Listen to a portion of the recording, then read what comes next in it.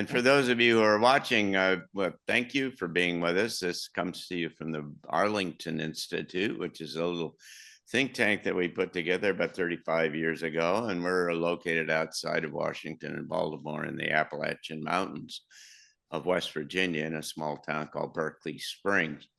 And we have a variety of programs and we carry forth here, including things like transition talks where all of the participants here in Quartet are come each individually on different months to be speakers in our series, which is always very provocative, and many other folks. Our next speaker is going to be Robert Edward Grant, and the next month will be David Martin, and so it's very provocative kind of space.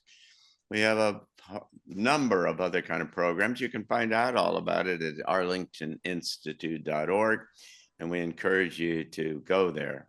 Our purpose is to facilitate the transition to this new world, and that's what this conversation and all the other ones that we support and sponsor are all about. And so come and be a part of us, and we hope that you'll come back and be with us. So let's finish as we always do and say quickly, what have we got? What do you think is going to happen in the next couple of weeks? What do you think, Frank?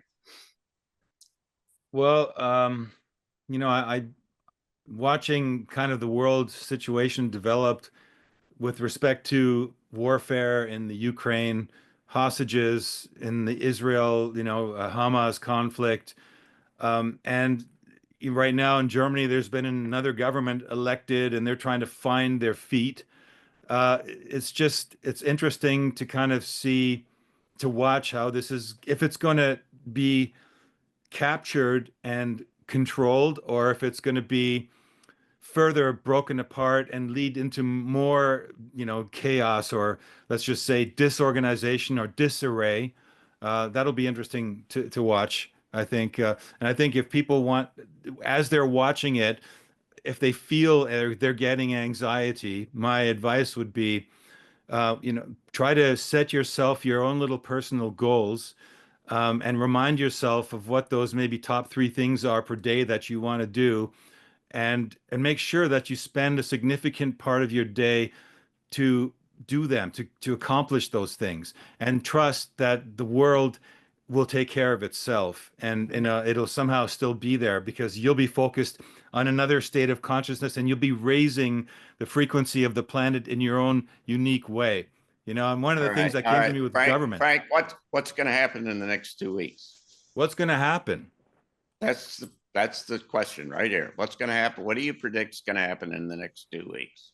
I think that Elon will receive his first slap on the hand. All right.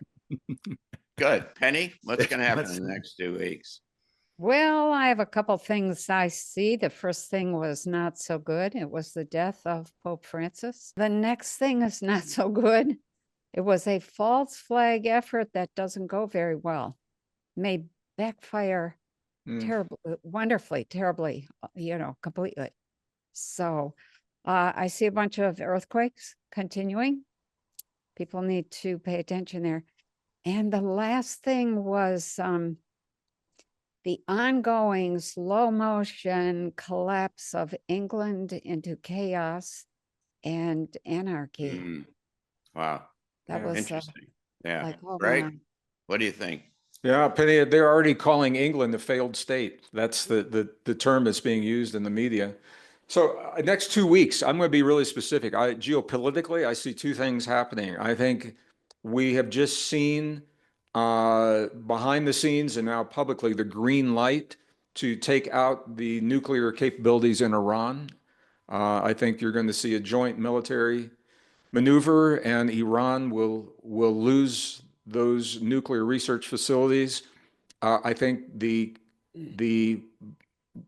that will be a spark in the Middle East that is going to trigger even more tension in some places, and that will be coupled by, I think the whole ceasefire in Gaza will break down, and I think we'll see the IDF going back into Gaza, and we're going to see Egypt do something. Egypt's military is they're along the Sinai border. There's a buildup there for some reason. So I think geopolitically, domestically, I think we are beginning to see the non-compliance to the euthanasia of so much of our livestock and the loss of people's livelihoods.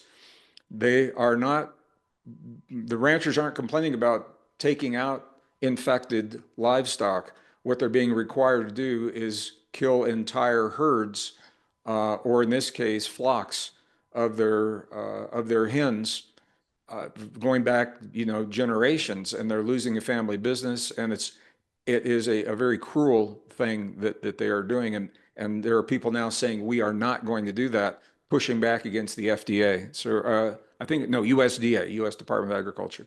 So I think we'll see more of that. Yeah, good. Well, if any of those things happen, we'll talk about them next time when we come together for Quartet. So thank you all for being with us. Thank you all for the discussion here, and for all of those of you who are our viewers, we very much appreciate it. Come back and see us in 2 weeks. Take care. Thank you, Frank, Penny, John. Love you all. Thank you all. It's been a Bye-bye, pleasure as everyone. always. Bye-bye. Yeah, take care.